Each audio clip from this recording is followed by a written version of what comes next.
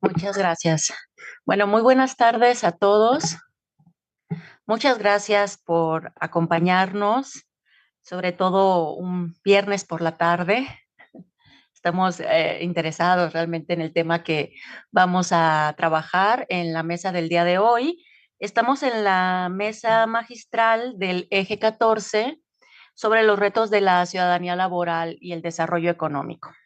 En esta mesa platicaremos, reflexionaremos sobre avances y desafíos de la política laboral en México.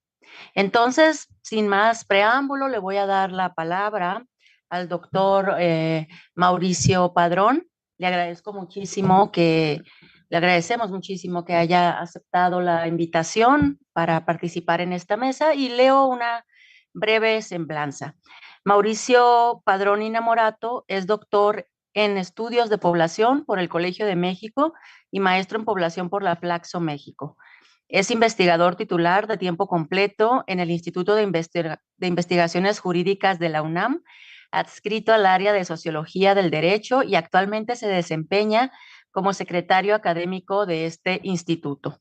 Sus principales líneas de investigación están relacionadas con los mercados laborales, condiciones y características del empleo, del trabajo y de los trabajadores, vulnerabilidad, exclusión social y el enfoque de derechos humanos. Desde hace más de 15 años imparte cursos sobre metodología de la investigación social, tanto desde el enfoque cuantitativo como cualitativo.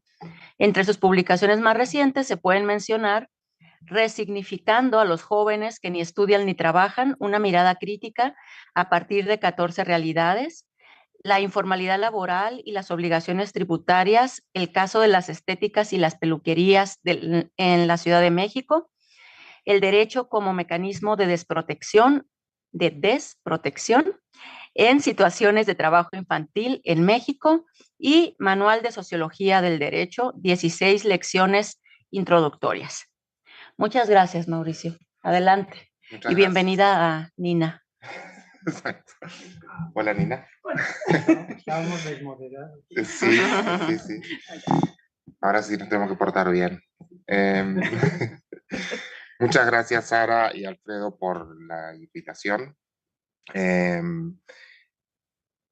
y gracias por estar, como decía Sara, a esta hora, un viernes, que ni yo quisiera estar acá. Pero bueno, estoy muy emocionado también por estar acá. Entonces, cuando Sara y Alfredo me invitaron, me dijeron, bueno, la mesa tiene que ver con, con el tema de la política laboral.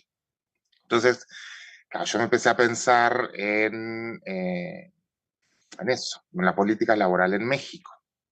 Y entonces, bueno, un poco dándole vueltas al asunto, me gustaría empezar solamente recordando, porque además acá somos todos especialistas en el tema laboral, en temas más específicos, en temas más generales, pero un poco solo para ubicar el tema de desde la década del 70, en los mercados laborales en México, en la región de América Latina, pero en el caso particular de México, sufrieron una serie de cambios debido a la implementación de este modelo económico que tiene que ver con básicamente la implementación de políticas que nos impusieron, digamos, desde Estados Unidos, básicamente.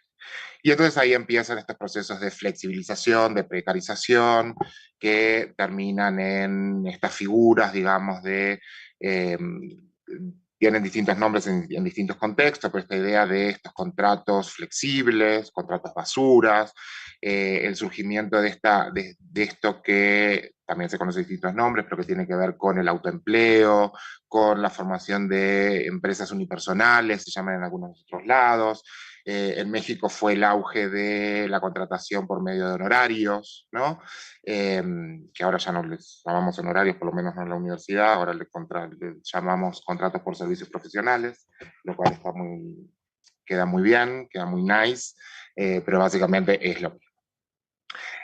Entonces, bueno, México asiste a eso, la situación del mercado de trabajo en México no ha mejorado sustantivamente desde esa época. De hecho, hay situaciones que se han situaciones que han empeorado, digamos, con los años. Hay figuras que han cambiado, hay algunas figuras un poco más nuevas que tienen que ver sobre todo con esto de los call centers, ¿no? que hablábamos hace un rato, del tema del trabajo en plataformas, estas plataformas de servicio, ¿no? Los de deliveries y todas estas cuestiones, que vienen a mover un poco la estructura de los mercados de trabajo. Luego podríamos hablar de las cifras, pero bueno, es una realidad que existe, pero además hay una población muy particular que se ubica en ese tipo de trabajos. Ahora, ¿qué pasó con el derecho en este proceso?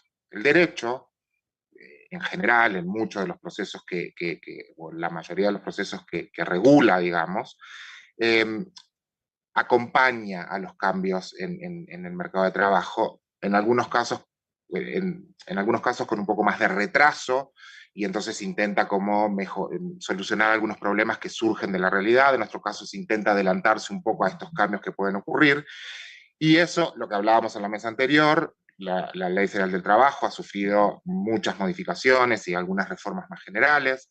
Incluso, decíamos también en la mesa anterior, el tema de la Constitución y las reformas constitucionales, con artículos añadidos, artículos modificados, etcétera, etcétera. Entonces, bueno, eso es un poco el contexto, digamos, en el que nos hemos ido encontrando. Podemos analizar incluso esto de cómo acompaña el derecho a los cambios. Me preguntaba recién Carlos, y yo le hacía referencia a un libro que publicamos hace algunos años y que tiene que ver justamente con el tema eso del derecho, ¿no? Y el mercado de trabajo. Y ahí en algunos de esos capítulos se hace un poco esta reflexión. Y ese libro surge a raíz de la reforma laboral del 2012, justamente. Ahora, eso tiene que ver con esta parte más jurídica, si le queremos llamar, pero cuando nosotros pensamos en la política laboral, yo soy de los que dice que México no ha tenido una política laboral. Y ahí yo lo digo porque me baso un poco en lo que dicen otros autores, no es un invento mío, digamos, en esta idea de que tenemos que diferenciar, porque hay como tres niveles, digamos, de políticas y de programas y de instrumentos que se diseñan y que se aplican en términos de mercados laborales. Unos tienen que ver con lo que se puede denominar políticas de empleo, otras tienen que ver con políticas del mercado de trabajo y otras son las políticas laborales. Y eso tiene distintos niveles, no solo en el tema del diseño, sino en el tema del impacto que puede tener sobre los mercados laborales. Y México, lo que ha tenido históricamente, por lo menos desde la década de los 70, si lo queremos ubicar ahí, es una política laboral que estuvo básicamente centrada en la cuestión salarial. El control de los salarios fue el eje central de la política laboral mexicana. ¿A qué me refiero cuando hablo de política laboral? Básicamente tiene que ver con el diseño de política general del gobierno o del Estado, que tiene que ver con estos instrumentos que permiten el acceso efectivo a derechos y el cumplimiento de obligaciones por parte del sujeto obligado. Eso es una política laboral. México no ha tenido una política estructurada, pensada de manera integral, que pueda tener o que haya tenido los efectos que debería tener una política laboral. Y entonces aquí me regreso a la parte de los derechos y a la parte más jurídica, si se quiere. Perdón, yo estoy muy influenciado por mis colegas porque estoy ahí rodeado de mucha gente que es abogada y entonces tengo este sesgo. No, porque además es lo que entonces, cuando hablamos de esto, de las políticas, por ejemplo, las políticas de empleo, uno tiene que pensar en estos instrumentos, en estos mecanismos que tienen que ver más con el tema de lograr equilibrar o lograr armonizar o lograr vincular el tema de la realidad de los trabajadores con la realidad del mercado de trabajo, ¿no? Con las necesidades del mercado de trabajo. Pensar en estos mecanismos, digamos, que tienen que ver con esta parte de pensar, bueno, qué pasa con la seguridad social o con la protección social, digamos, más vinculada con otras políticas, como es, bueno, qué pasa con la educación o con las políticas educativas, qué pasa con las políticas de salud. Eso hace un poco a la política de empleo, digamos, cuando la pensamos así. Las políticas del mercado de trabajo las podemos pensar más vinculadas a estos programas más concretos y que básicamente buscan, bueno, ahí sobre todo los que hacen cuestiones de política pública, hablan de las políticas activas y pasivas, ¿no? El tema de, por ejemplo, los programas sí, estos programas de los seguros de desempleo, por ejemplo, ¿no? O estos programas de capacitación para la reincorporación de las personas desempleadas al mercado de trabajo, buscando que las personas se, se adecúen, digamos, a las nuevas demandas. Eso tiene que ver con las políticas del mercado de trabajo. Y la política laboral, entonces, es un paraguas mucho más amplio. Y por eso ahí entra toda la parte más legislativa, la parte jurídica, porque entonces en la política laboral hablamos del acceso a derechos por parte de las personas trabajadoras. En el caso mexicano, nosotros tenemos una realidad, además, y eso no lo hablamos en la mesa anterior, que tiene que ver con cuál es la población objeto de estas políticas, o cuál es la población que debería ser objeto de estas políticas. México, no les voy a decir nada nuevo, pero el tema de la informalidad laboral sigue siendo un gran problema.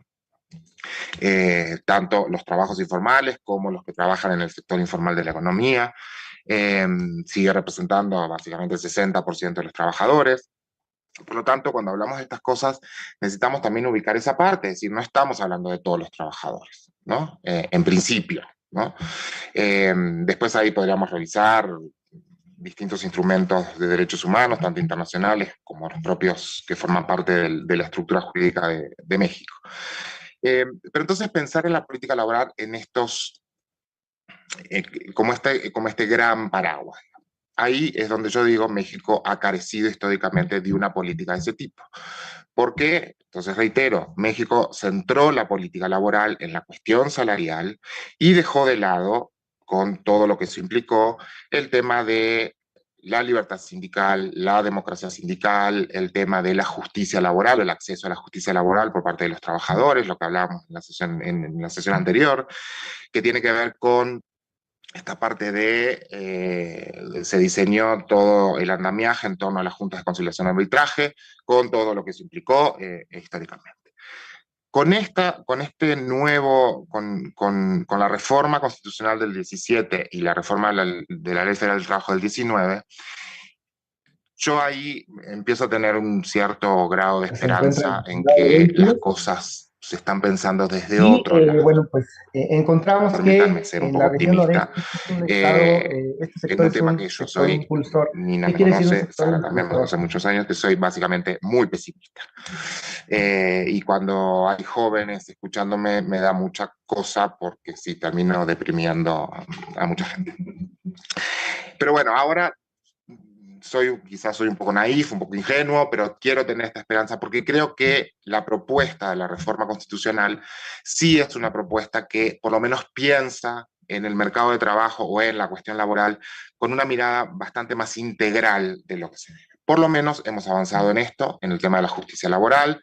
El cambio de paradigma es fundamental, haber sacado el tema laboral del Ejecutivo y haberlo mandado o haberlo instalado, digamos, en la órbita del Poder Judicial, es una gran cosa. El tema de la libertad sindical, la democracia sindical, el derecho a huelga, también es un tema. Ya tendremos que ver luego las evaluaciones que dicen, ¿no? Esto es todo muy reciente y decíamos recién, y los datos, bueno, sí, son los datos que nos da además la misma gente que hace el trabajo. Entonces eso siempre es un problema. Pero bueno, por lo menos ahí está. Decía, creo que Carlos hablaba en la sesión anterior, del tema de, bueno, ¿por qué México hizo esto ahora? ¿No? Tiene que ver, nuevamente, creo que tiene que ver, o quiero creer que tiene que ver con este cambio, digamos, con esta idea de lo que se entiende por lo laboral en todas sus dimensiones y todas sus aristas, Es cierto que el origen es una obligación internacional, ¿no? Básicamente es una obligación económica, porque tiene que ver con el TEMEC y tiene que ver con que Estados Unidos le dijo a México, o haces esto o no firmamos, básicamente. México respondió y además ahora Estados Unidos está vigilando que eso se esté haciendo y por eso hay tantos financiamientos de distintos actores, digamos, de Estados Unidos, no solo de Estados Unidos, de Canadá también, que están eso, financiando investigaciones, algunas más independientes, más autónomas, otras igual hay que ser un poco más cuidadoso, pero bueno, ahí está el punto, ¿no? Entonces creo que México está haciendo por lo menos estos esfuerzos. Ahora, cuando uno habla con los actores involucrados en este proceso, cuando habla con los jueces, cuando habla con, por ejemplo, los abogados que están en las defensorías públicas, porque la defensoría pública además ahora es un actor nuevo en este proceso. En términos procesales, la defensoría pública antes no actuaba porque no tenía ninguna cabida.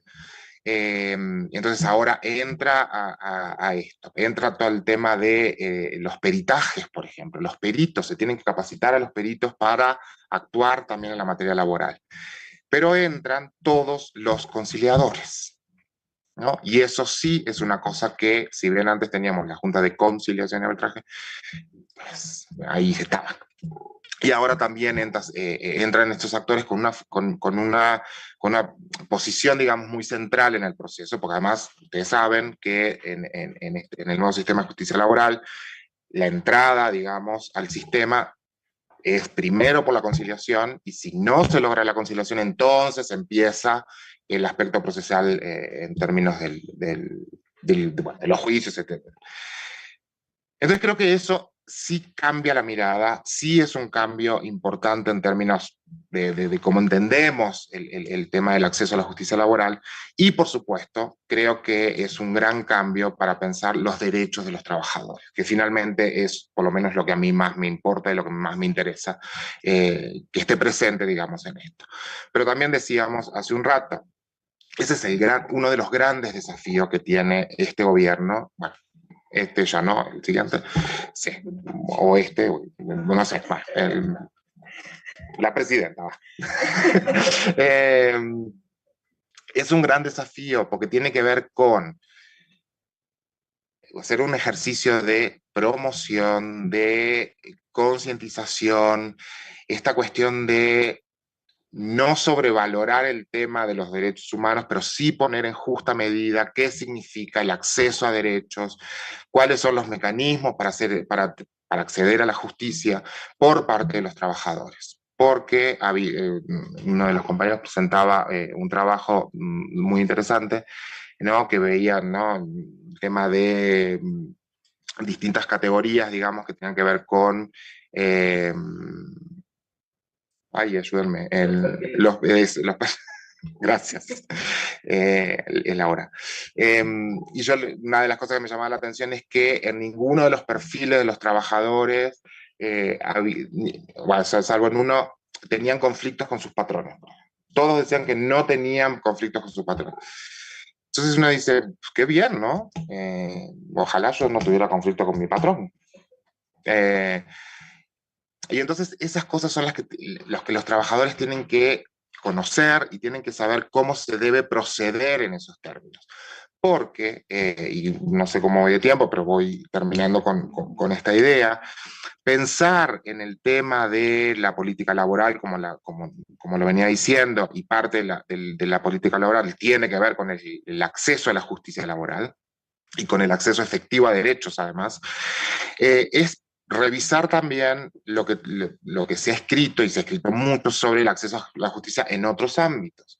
Y ahí nosotros encontramos que para el acceso a la justicia hay muchos obstáculos, pero uno de los obstáculos que se repite en todos los trabajos y un poco en todos los fenómenos, digamos, en donde se analiza, tiene que ver con la confianza en las instituciones. Y eso es una cosa que México tiene que trabajar, porque tiene que ver con las instituciones laborales en este caso, pero con la confianza en las instituciones en general. El acceso a la justicia, les digo, hay muchos trabajos sobre el asunto. o sobre el tema, y tiene que ver con eso, tiene que ver con el conocimiento de los derechos, tiene que ver con el valor o con la posición que se le da a los derechos en la población en general, pero luego tiene que ver con toda la parte institucional. Y eso también es uno de los desafíos en este gobierno. Hay un estudio que se hizo, hace algunos años sobre justamente el acceso a la justicia, y era bien interesante revisar. Se hizo una encuesta, ahí se hablaba de la justicia penal, ¿no? Pero entonces la gente decía, yo no confío en el Poder Judicial, pero sí confío en los jueces. ¿No? Esta separación entre la persona y la institución, y es una cosa que uno se repite, porque ¿no? Pues la gente no confía en el presidente, pero sí confía en Andrés Manuel, ¿no? Es como que ¿no? Esta cosa de la disociación entre institución y la persona que es parte de eso. Y hablar del acceso a la justicia tiene que ver con eso, y entonces hay que hacer un trabajo muy arduo en lograr la confianza en el proceso en general, pero la confianza en las instancias de conciliación, la confianza luego en la parte de la impartición de justicia, que tiene que ver con los jueces, básicamente. Y eso es un trabajo que yo creo que va a ser uno de los más complicados, porque en términos institucionales, bueno, tenemos la Constitución, tenemos el Federal del Trabajo, por lo tanto el gobierno está obligado en fortalecer la institución y crear las condiciones necesarias. Pero que también el tema de las condiciones de trabajo en esas instituciones también es todo un tema. Los defensores públicos tienen salarios muy bajos, no tienen condiciones de trabajo muy estables, entonces también se enfrentan un poco a los mismos problemas. La semana pasada justo tuvimos un evento en el instituto con los defensores, por eso hablo de los defensores públicos y hablo un poco como conocimiento de causa, porque estuvieron los defensores públicos en el instituto justamente en una jornada que duró 2 días hablando de las condiciones de trabajo y la realidad de los mercados laborales, porque finalmente ellos tienen que conocer esto para poder conciliar luego, ¿no? Y una de las cosas que le decíamos es, ojo, porque los trabajadores en este país tienen condiciones muy distintas y tienen características muy distintas. Y tú te vas a enfrentar a una realidad de un mismo sector, si quieres, un mismo sector de actividad, y las condiciones pueden ser absolutamente opuestas. Y un poco, entonces, haciéndoles como estas cosas. Entonces, creo que vamos por el camino. El Instituto de la Defensoría Pública está trabajando para capacitar y profesionalizar a sus abogados. Sabemos que el Centro Federal de Conciliación está haciendo trabajos, además, un poco buscando también asociarse con universidades públicas y privadas, pero con organizaciones de la sociedad civil, un poco también para tener este panorama, y eso es lo que a mí me pone un poco en esta parte más optimista del proceso. Entonces, termino. Política laboral. Cuando hablamos de la política laboral tenemos que pensar en este gran paraguas que contribuye a justificar, explicar el diseño y la implementación de una serie de instrumentos y mecanismos que pueden ser otras políticas o pueden ser programas más concretos que impactan sobre el empleo y el trabajo. Y la política laboral lo que piensa o lo que debe pensar es cómo hacen los trabajadores y las trabajadoras para hacer efectivos sus derechos, justamente ocupando este lugar. Los sujetos laborales han cambiado, ¿no? Las relaciones entre los sujetos laborales han cambiado en los últimos años y por lo tanto, entonces, la política laboral también tiene que ver y tiene que pensar en de quiénes estamos hablando cuando hablamos ahora de los actores que están involucrados en estos procesos. Gracias.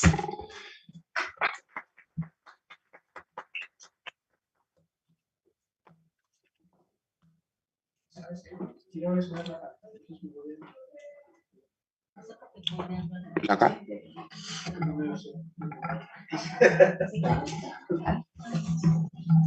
Ay, espérate, perfecto.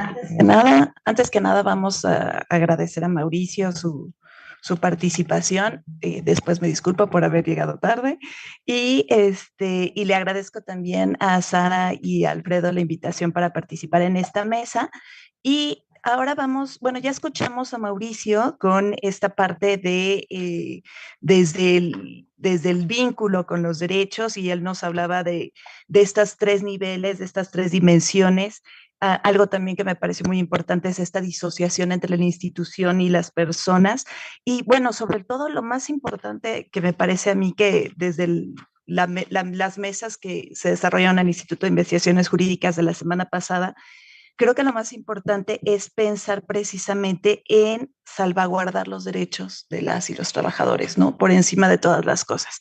Y bueno, ahora voy a dar paso, bueno, les voy a el siguiente en la presentación es el doctor Alfredo Walde Alfaro, que es profesor investigador en el Colegio de la Frontera Norte en Tijuana. Desde 1990, es maestro en Economía y Política Internacional por el CIDE y doctor en Estudios Latinoamericanos por la Facultad de Ciencias Políticas y Sociales de la UNAM. Es nivel 3 en el Sistema Nacional de Investigadores y recientemente su trabajo se ha centrado en la investigación de las trayectorias laborales y la precariedad en México en diferentes ocupaciones, profesiones y regiones. Actualmente se interesa por los procesos de digitalización y automatización y sus efectos en el empleo. Fue miembro de la Comisión Dictaminadora del Sistema Nacional de Investigadores para el periodo 2015-2017 y pertenece al grupo RC30 de Sociología del Trabajo de la Asociación Internacional de Sociología y otras asociaciones mexicanas internacionales. Bueno, sin más preámbulo, creo que ya todos conocemos al doctor Walde. Gracias.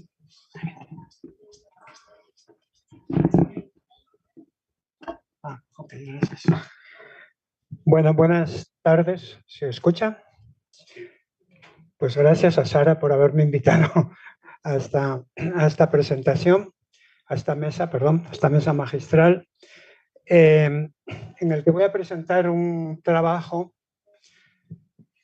Tuve la osadía de internarme en el tema de la reforma laboral, y digo la osadía porque es un tema muy complejo que tiene muchas vertientes, es interdisciplinario, la parte jurídica es muy importante y no es algo en lo que yo sea experto precisamente, pero bueno, lo que voy a tratar de exponer es un panorama sintético acerca de los antecedentes de la reforma laboral, cómo llegamos hasta aquí, digámoslo así, ¿no? Desde un régimen de sindicalismo corporativo fundamentalmente, hasta una serie de pasos jurídicos y de avances y de acuerdos políticos que llevaron a sucesivas reformas.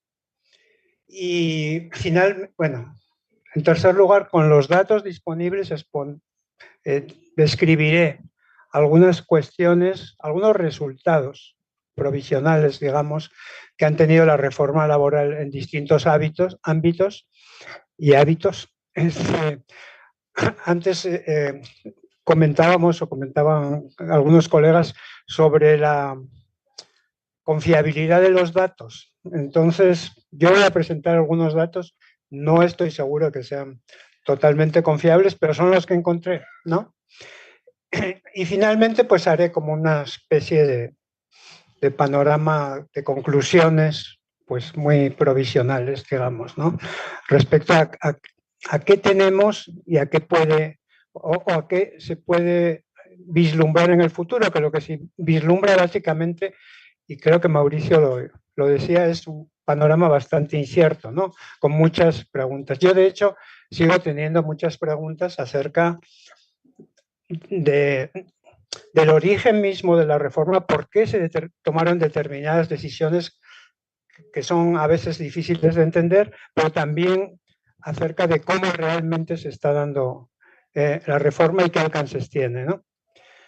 Bueno, creo que el antecedente grueso desde el punto de vista de la economía laboral o la economía política, como quieran denominarlo, está en este entramado conformado a lo largo de las décadas en México, que se dio en llamar, justamente, claro, el corporativismo, y que permitió una alianza muy duradera, no sin contradicciones, no sin fisuras, no sin tensiones, entre los empresarios, el Estado, los sindicatos y los empresarios. No todos los empresarios, pero al menos los más poderosos, los más representativos.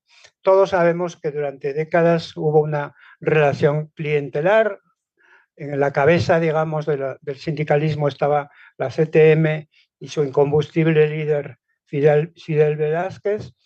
Y a pesar de que los empresarios tuvieron sus tensiones y sus contradicciones, siguieron manteniendo esa alianza durante décadas. A cada uno de estos actores el pacto le convenía por distintas razones. Paz social del Estado, empresarios porque se garantizaba lo que se denominó la paz social y porque en ciertos sindicatos hubo beneficios hacia los trabajadores, pero sobre todo el férreo control de los líderes les permitía a ellos mismos obtener ganancias de todo tipo, ¿no? Bueno, esta historia creo que es más o menos conocida. Creo que hay más controversia en evaluar hasta qué punto en los últimos 25, desde principios del siglo, se fue resquebrajando o no esta alianza y quiénes se bajaron del carro y quiénes continuaron. Y de hecho, pues colegas que han analizado los cambios legislativos, etcétera, han dado cuenta de cómo determinados partidos políticos pugnaron por el mantenimiento de esta alianza y otros, como por ejemplo el PAN, intentó hacer reformas, visto desde ahora, contrarreformas, ¿no? En el sentido de socavar, digamos, el poder de los sindicatos. Bueno, no me voy a meter en una historia que es muy, muy larga y muy compleja, pero en fin, lo cierto es que con el paso de los años y por distintas razones, los sindicatos fueron perdiendo poder en relación a su capacidad de negociación con el Estado, lo cual no quiere decir que dejaran de ser aliados, ni que desaparecieran, ni que no estuvieran ahí, ¿no? Además de los asuntos de política interna, ¿no? Y de la alternancia en el poder, la llegada del PAN, etcétera, etcétera. Además de eso, creo que hay, y ahora se comprueba de manera todavía más fehaciente, hay un factor importante que es el componente internacional, lo decía Mauricio, ¿no? El amigo americano, por decirlo así, empezó a, como decía aquella película, ¿no? Empezó a interesarse, empezó a querer intervenir en la regulación de la política laboral, si hubieran podido cambios a la Ley Federal del Trabajo, etcétera. Y el primer antecedente visible, por lo menos institucionalizado, formalizado, es el acuerdo paralelo que se firmó cuando el Tratado de Libre Comercio en 1994. Los sindicatos oficiales en México se oponían al Tratado de Libre Comercio, pero los sindicatos en Estados Unidos, sobre todo la FLSIO, y el Partido Demócrata, pues son aliados históricos, pues trataban, digamos, de lograr ciertas garantías de que en México se respetaran los derechos laborales. Si los fines eran legítimos o no, bueno, es una cuestión, o sea, si era una cuestión desinteresada o era algo más, si había intereses detrás, bueno, es algo que se puede analizar. Pero de todas maneras, bueno, una hipótesis muy plausible es que efectivamente ya desde entonces el Tratado de Libre Comercio alertaba a los sindicatos de Estados Unidos, sobre todo los de Canadá tenían un papel mucho menos importante, sobre la posibilidad de un traslado, y esto fue una hipótesis, de un traslado masivo de empleos de Estados Unidos a México y de una desindustrialización en el vecino del norte, ¿no? Para no entrar en más detalles, en realidad el acuerdo laboral en la práctica tuvo algunos efectos positivos o algunas denuncias que ganaron los trabajadores o los sindicatos, pero no fue algo que cambió sustancialmente las relaciones laborales en México, ni tampoco las relaciones laborales entre los sindicatos de Estados Unidos y de México.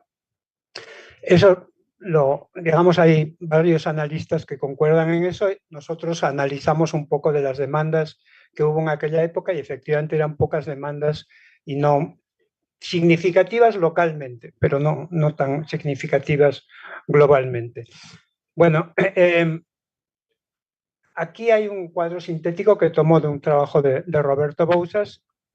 Mauricio sintetizó de manera con mayor perspectiva histórica todos estos cambios, pero lo interesante es que efectivamente hay una serie de reformas que tienen que ver con compromisos que México adopta en relación con la Organización Internacional del Trabajo, con presiones también de tipo sindical internacional, con reformas constitucionales y, digamos, la culminación, al menos por ahora, sería la firma del TEMEC, en la cual, a diferencia del Tratado de Libre Comercio, hay todo un capítulo, digamos, con previsiones legales y disposiciones con cambios institucionales. Bueno, hay cambios institucionales que ya vienen desde antes, ¿no? Por ejemplo, lo de febrero del 2017, donde ya se prevé la modernización de la justicia laboral, etc. Es decir, hay un conjunto de piezas jurídicas y de acuerdos políticos que desembocan en lo que ahora conocemos como la reforma laboral. Y efectivamente, bueno, los politólogos tendrían mucho trabajo para desentrañar los pactos, alianzas y contradicciones que hubo en todo esto, ¿no? El Tratado Transpacífico también puso a prueba, digamos, estas negociaciones y tensiones, digamos, entre México y Estados Unidos. Hay un artículo que a mí me parece buenísimo de Graciela Bensusán y Kevin Middlebrook, donde entrevistan a una cantidad impresionante de funcionarios de alto nivel y van desbrozando un poco cómo se dio esta negociación, ¿no? Y ahí también surgen más preguntas. Bueno, de alguna manera lo dije, hay una combinación compleja de actores internacionales, factores internos ligados a la pluralidad política que desembocaron tensiones en un tratado que orientó las regulaciones laborales contempladas en el TEMEC en una dirección favorable, digo yo, pienso yo, por lo menos la nueva institucionalidad, los mecanismos de procedimiento previstos en el TEMEC, como el mecanismo de respuesta rápida, la transición de las juntas de conciliación a los otros organismos laborales. Todo eso, en principio, y sin decir que es así como algo definitivo, por lo que acabamos de escuchar, abre, digamos, una vía hacia un objetivo que los sindicatos independientes y determinadas organizaciones de la sociedad civil persiguieron al menos desde los años 70, ¿no? Desde los años de la insurgencia sindical, que es lograr una vida sindical activa y limpieza en las elecciones sindicales, y no sé si tanto, pero viene de la mano con lo anterior, toda esta cuestión de que los trabajadores sean sujetos de derechos laborales y tengan protección y garantías jurídicas, ¿no?, en relación con su trabajo y sus empleos. Ya lo dije de alguna manera, la institucionalidad supone, desde el punto de vista normativo, y esto hay que subrayarlo, un cambio fundamental en la impartición de la justicia laboral, que tienen la posibilidad, debería haberlo subrayado, de dotarse sin presiones de la representación que consideren conveniente. Aquí hay algunas de las previsiones contenidas en el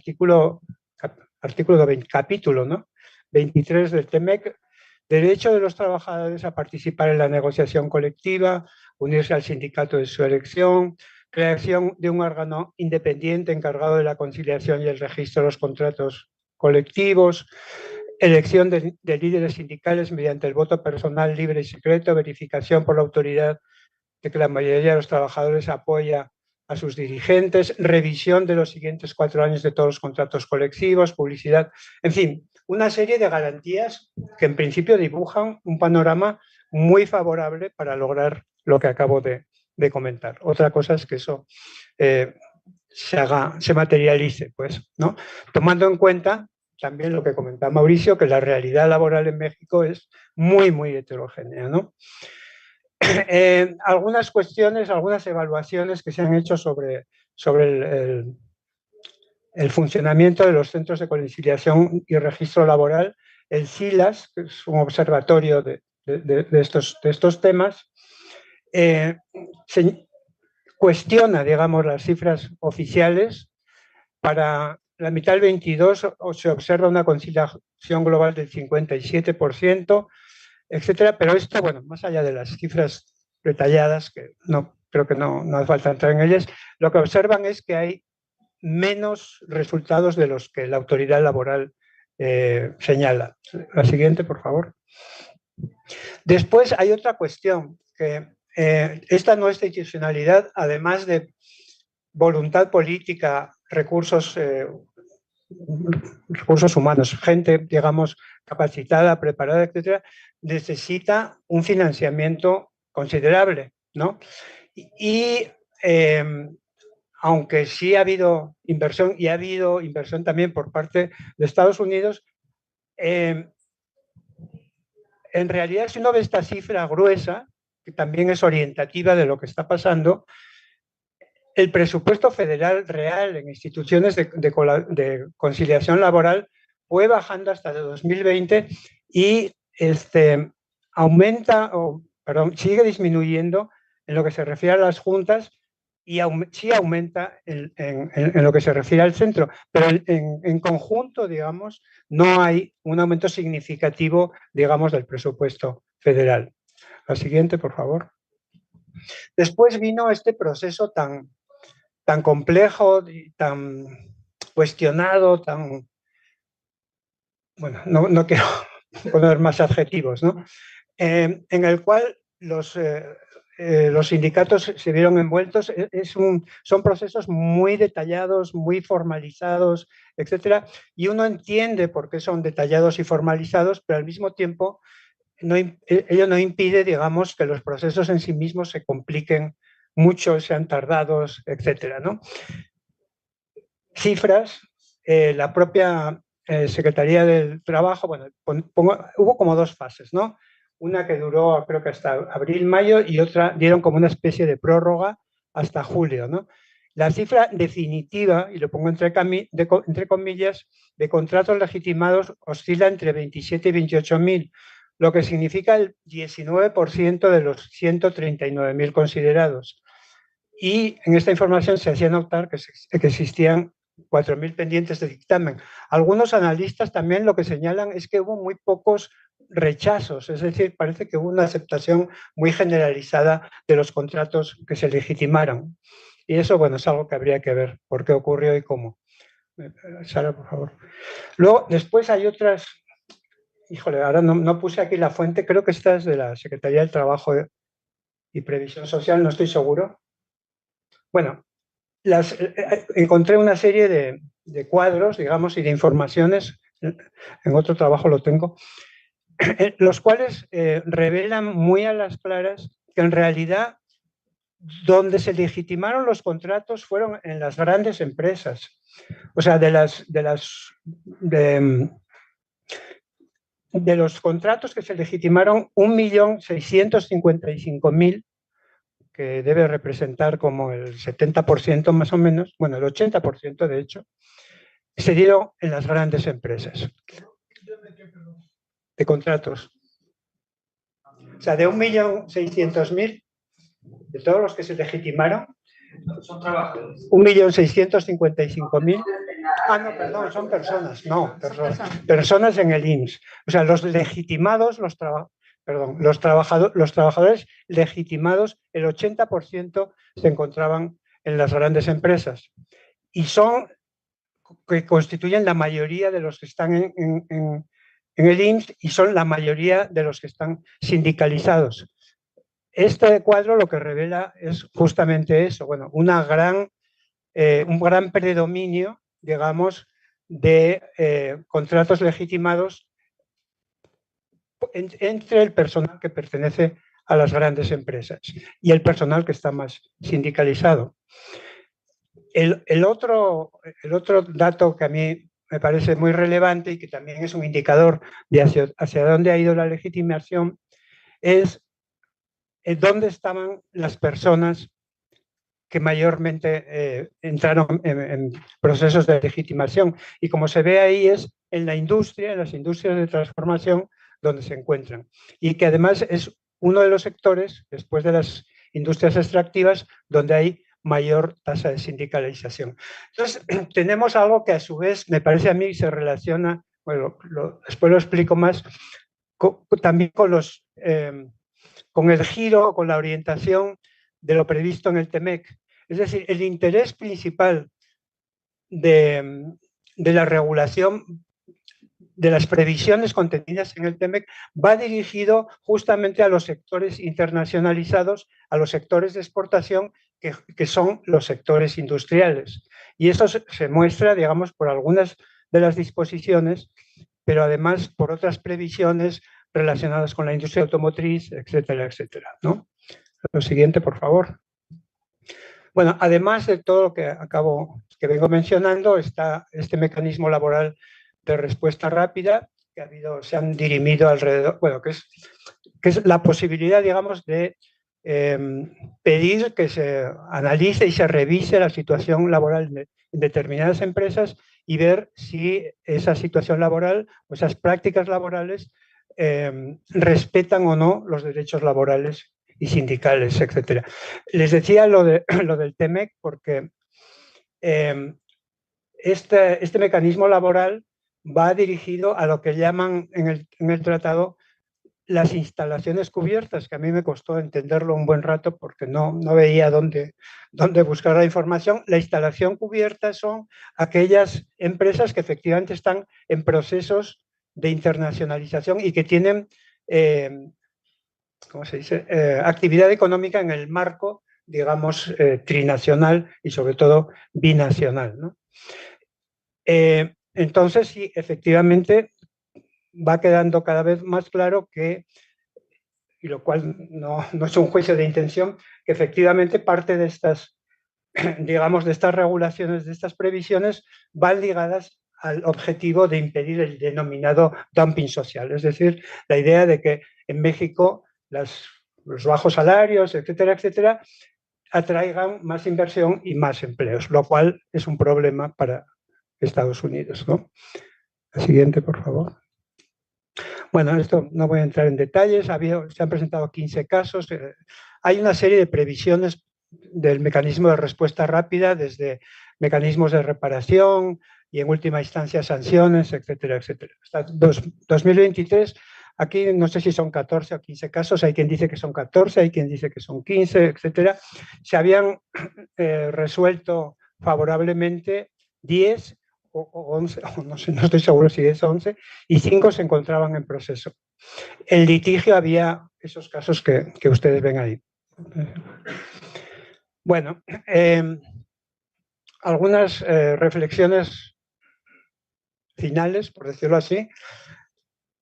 Reitero, y coincido en buena medida con Mauricio, toda esta nueva institucionalidad, todas estas nuevas previsiones señalan un camino, por decirlo, promisorio hacia la democracia sindical, una vida sindical más auténtica, no la que predominaba en los contratos de protección, etcétera. Entonces, ello, digo, ahí significaría idealmente la desaparición o la pérdida de influencia del viejo corporativismo sindical.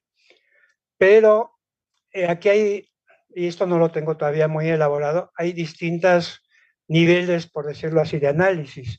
Puede ocurrir que efectivamente en las elecciones, en estas prácticas, en estos mecanismos, haya un empuje, digamos, hacia la democratización sindical, lo cual no significaría necesariamente que no hubiera enclaves corporativos importantes, pues porque muchas no sé, a mí me gustaría saber cómo afecta esto al CENTE o a la SENTE, no lo sé, ¿no?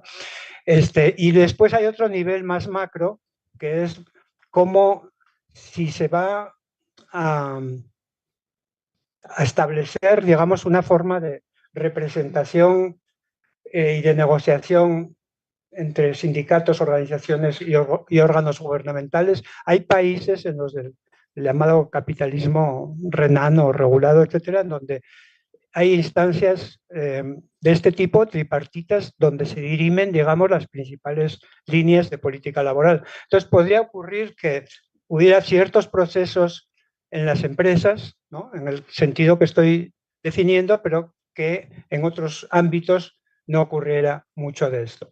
Entonces, como mi conclusión final es que hoy por hoy, digamos, la implementación de la reforma laboral es limitada y no está tan claro que vaya a tener resultados, digamos, más generales. En parte porque los propios procedimientos señalan un marco de actuación, algunos, ¿no?, los del mecanismo de respuesta rápida, restringido a determinadas empresas, en otros porque la realidad heterogénea hace que estos procedimientos sean más implementables en grandes empresas, pero no sabemos qué va a ocurrir en las pequeñas empresas. Y por el otro lado hay una interrogante así de grande que es, bueno, ¿qué va a pasar cuando Trump gane las elecciones?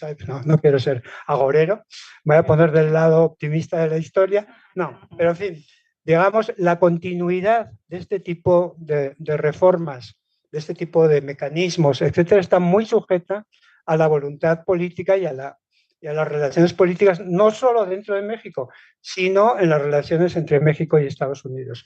Y eso realmente, pues, es un dato o una especulación bastante inquietante, ¿no? No sé si había otra cosa. Entonces, bueno, sí hay mucho, pero ya lo dije, esto sí me lo sabía. Bueno, también hay otras críticas, ¿no? Hay quien señala la asimetría a favor de Estados Unidos, la cuestión de la inversión de recursos, que se supone que es insuficiente. En fin, yo lo dejaría aquí porque creo que ya me pasé. ¿No me pasé? Sí, eso. Bueno. Okay. Pero había otra. Mira. Hay más, mira. Ya me cansé. Bueno, por ejemplo, ahora que hablamos del corporativismo, puede que, digamos, en las empresas, en las prácticas sindicales mejoren, podría ser el mejor escenario, pero ¿qué pasa con líderes, personajes como Napoleón Gómez Urrutia, Pedro Gómez Aces y otros sindicatos que todavía son un freno en la práctica a los ejercicios democráticos que pueden surgir de la reforma laboral? Entonces, que lo que quiero decir es que la suerte del corporativismo se dirime en distintos niveles y no siempre están conectados. Bueno, muchas gracias.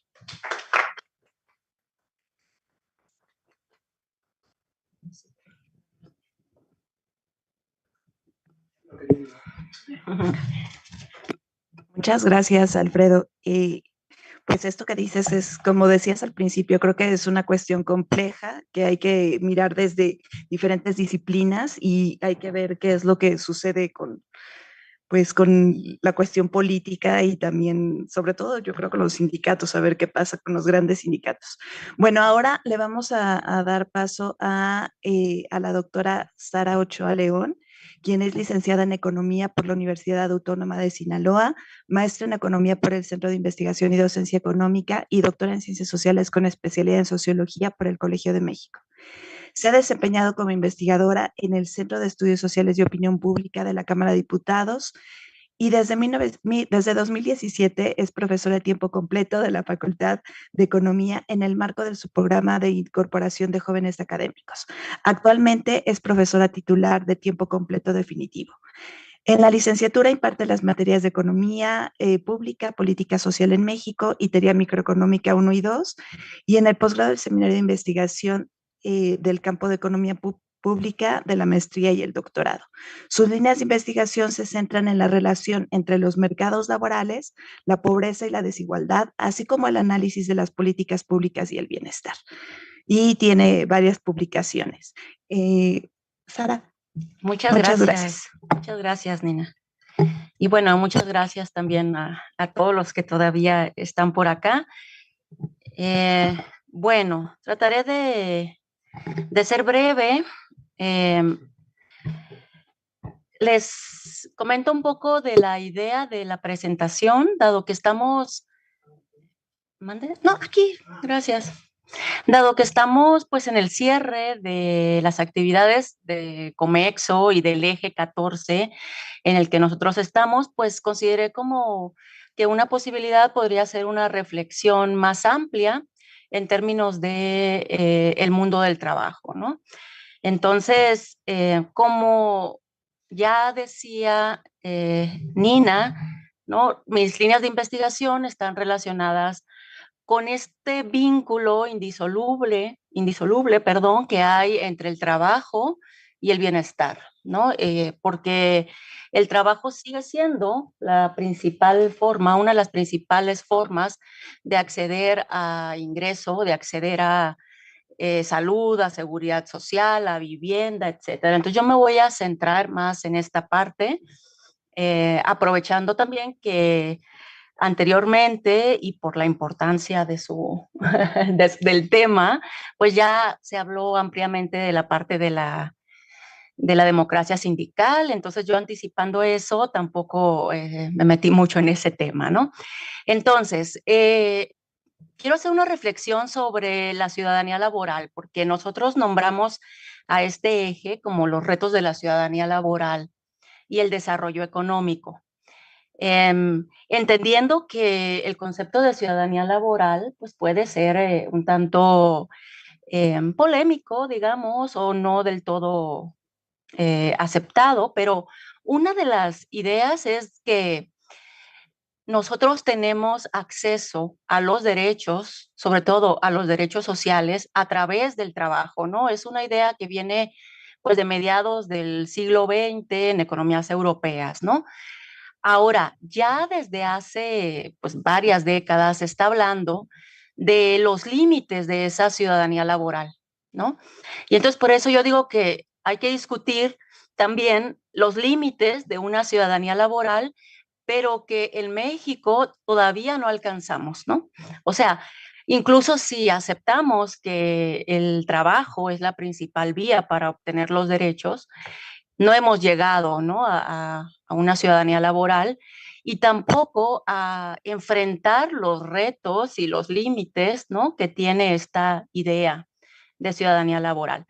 Tengo ahí una cita de Luis Enrique Alonso que es pues muy citado en estos temas, donde nos dice que los límites de la ciudadanía laboral están relacionados con la pérdida de coherencia y la minimización del sistema de garantías de la red de derechos laborales y de bienestar, fundamentalmente de origen laboral, que se consideraban asociados inseparablemente al ciudadano contemporáneo. Y aquí, pues la idea de un trabajador, o sea, una persona que trabaja, que es hombre, que está en edad laboral, etcétera, ¿no? Una serie de elementos que configuraron la protección social relacionada con el trabajo, pero que ya en este momento histórico, la verdad es que está siendo desde hace décadas en una u otra área, pues desafiado, ¿no?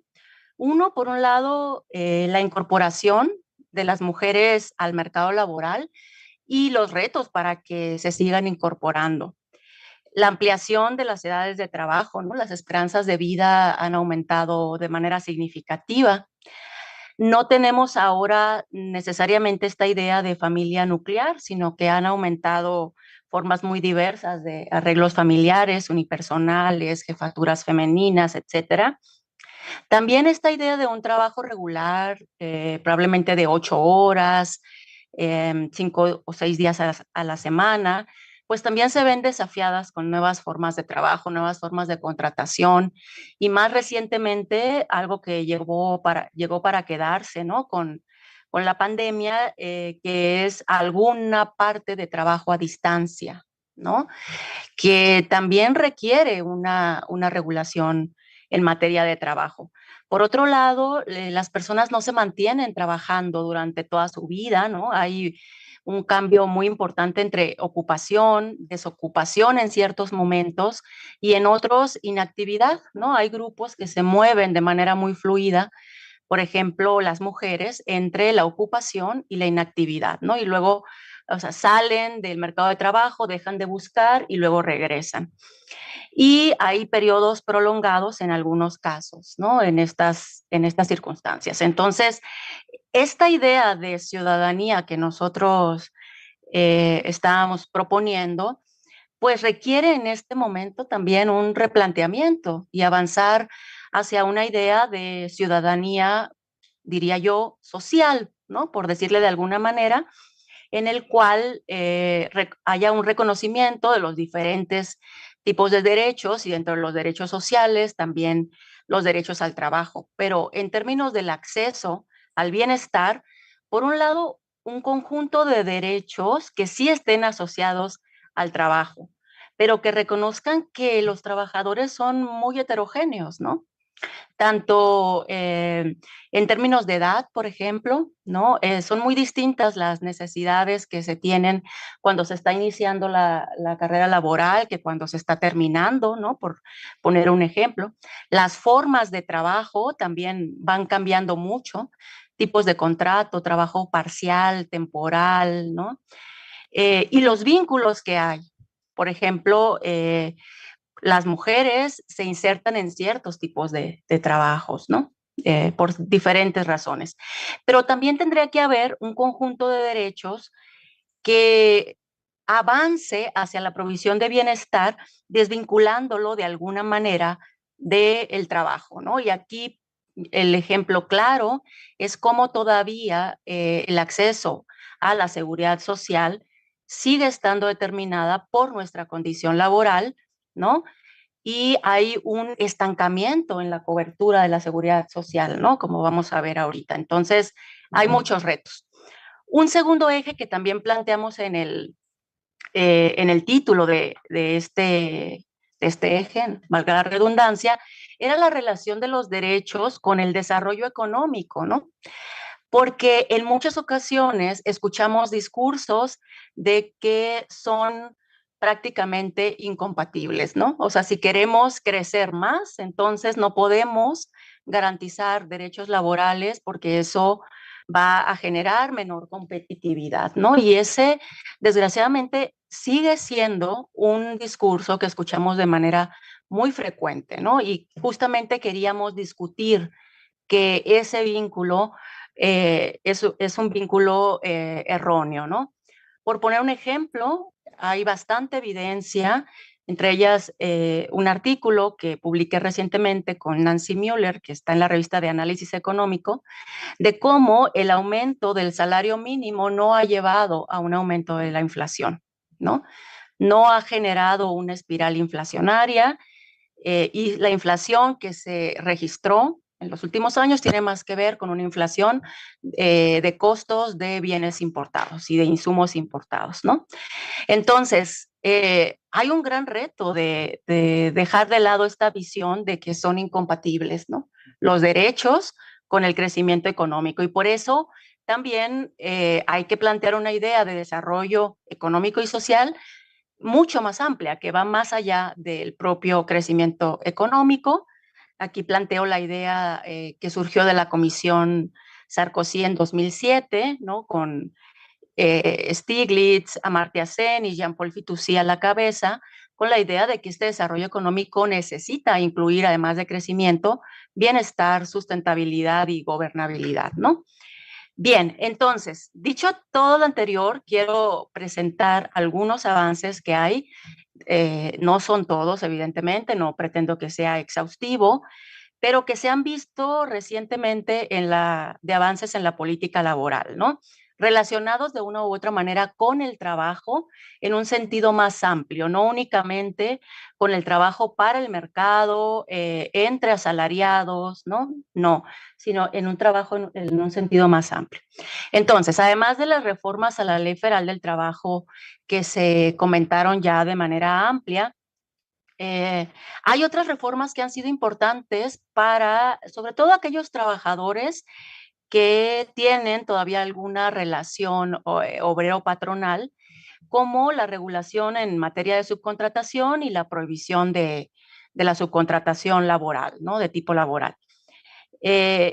Una muy conspicua, yo creo que va a marcar este sexenio la política de recuperación del salario mínimo a la que ya hacía referencia, ¿no? Que está pues relacionada con los ingresos que se reciben a través del trabajo.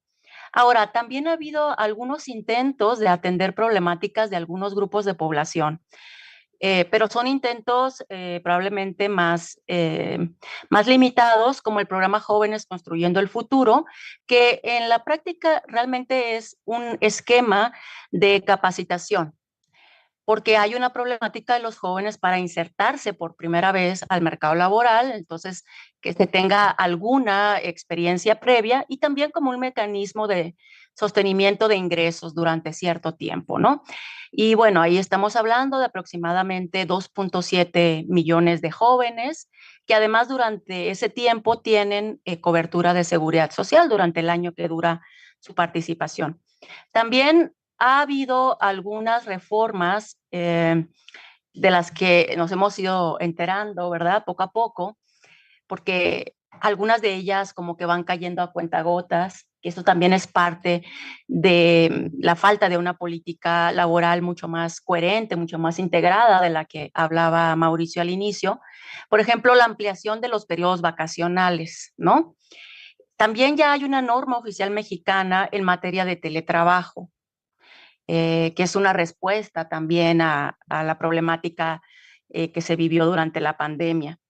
Hay una reforma que busca aumentar de manera gradual las aportaciones patronales para el financiamiento de la seguridad social que vaya a entrar en operación. Ahora, también hay distintos intentos de llegar a grupos de población que no están cubiertos a través de fomentar la incorporación al régimen voluntario del IMSS, ¿no? Porque hay un gran reto de cómo puede la política laboral llegar a los trabajadores por cuenta propia, ¿no? Trabajadores independientes o trabajadores o microempresarios, etcétera, ¿no? Y uno muy importante, y que lo incluyo también porque en la visión clásica de la seguridad social, las pensiones no contributivas son un componente muy relevante, ¿no? De la mayoría de los países que se tiene para los adultos mayores. Entonces, también su ampliación, tanto en términos de cobertura como en términos del monto, es muy importante durante este sexenio.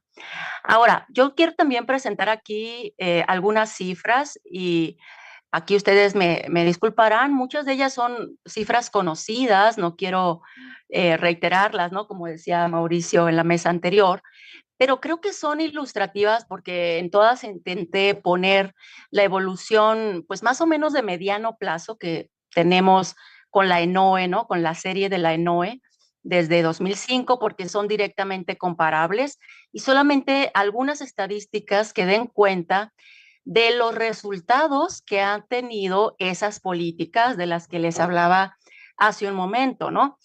Un reto muy importante es la incorporación de las mujeres al mercado laboral, ¿no? Si ustedes ven en el caso mexicano, se está pasando de aproximadamente un 40% de participación, ¿no? De las mujeres, o sea, 4 de cada 10 que están en edad laboral participan.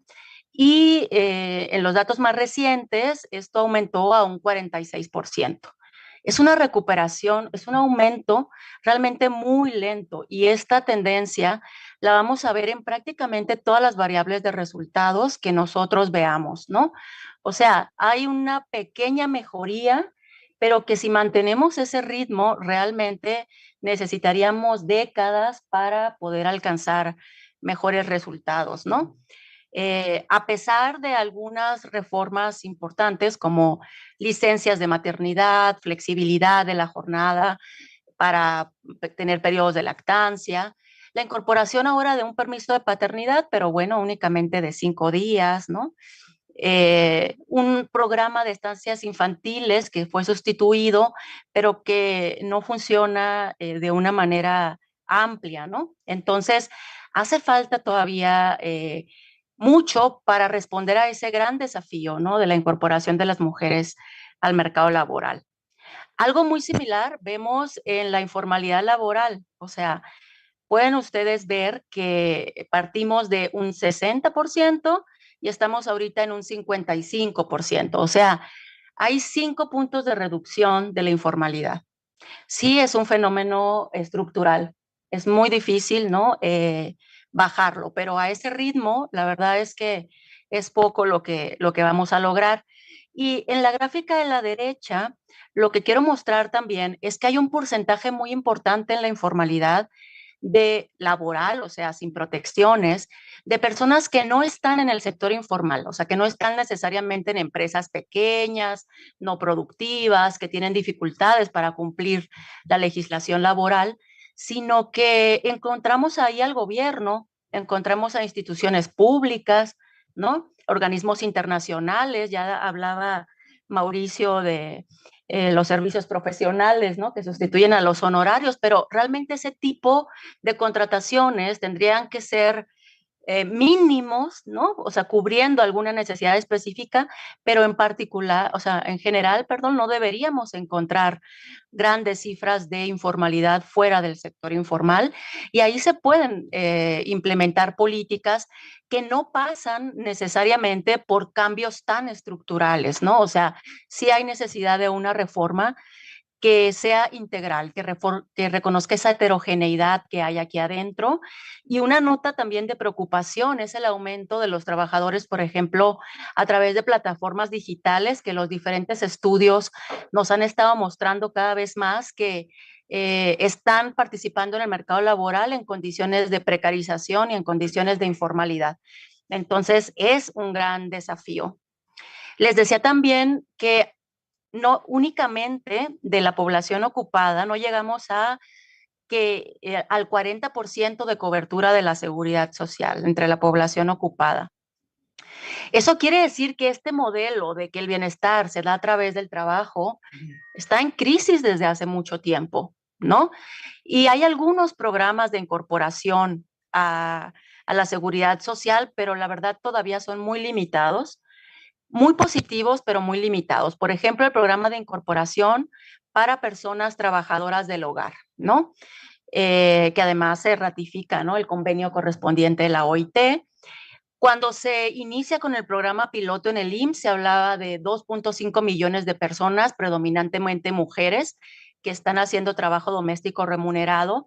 Y en la última cifra que encontré, se habla de 61.202 puestos de trabajo. O sea, de esos 2.5 millones, únicamente un poco más de 60.000 se han logrado incorporar. O sea, el avance es muy lento. Lo mismo ocurre con el régimen obligatorio de trabajadores independientes, ¿no? Solamente se habla, por cifras oficiales, de 57.288 afiliaciones, ¿no? De todos los trabajadores, ¿no? Ahora, una parte muy importante también es la ampliación de la pensión no contributiva, que como decíamos, viene a complementar nuestro sistema de seguridad social, pero, y que se incorpora también, perdón, en la Constitución.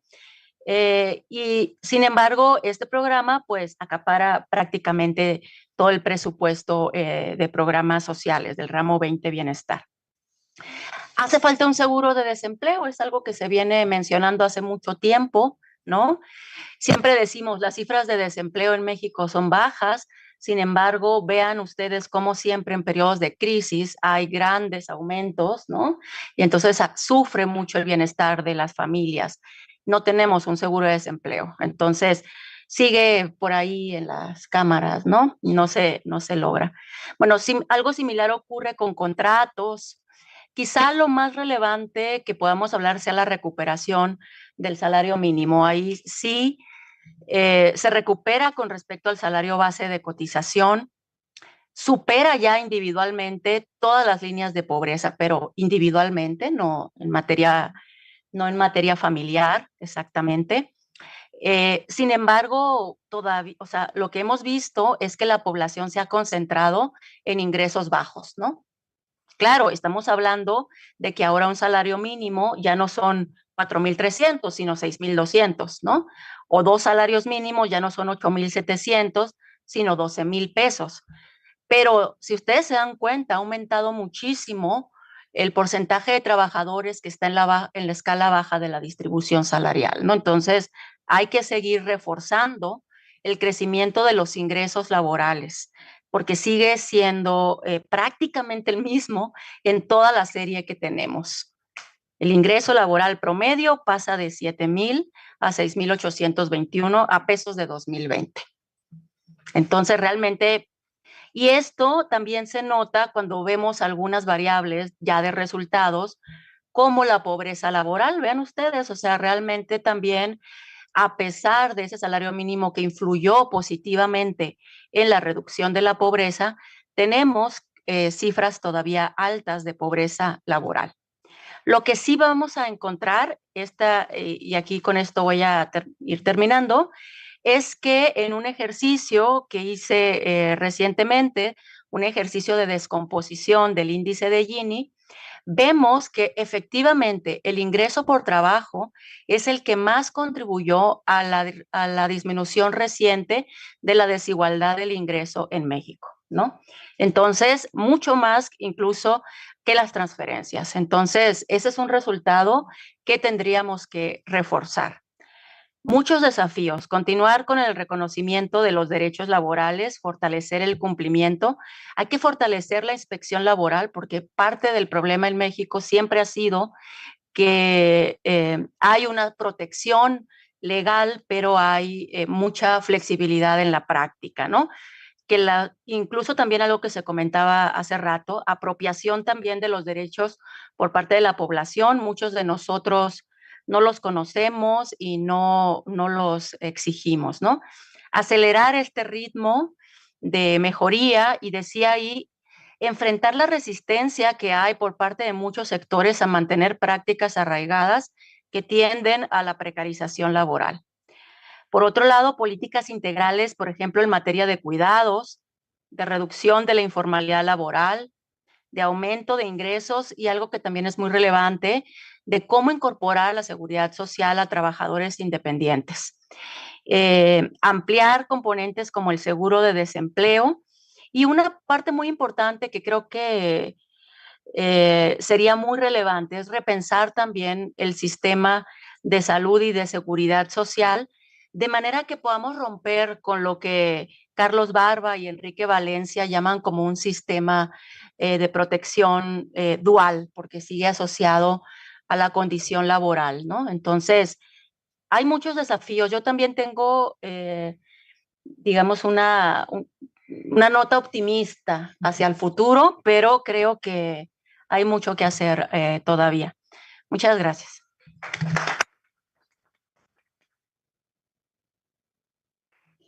Pues le agradecemos a Sara su exposición y todo su desarrollo, y hay algunas preguntas.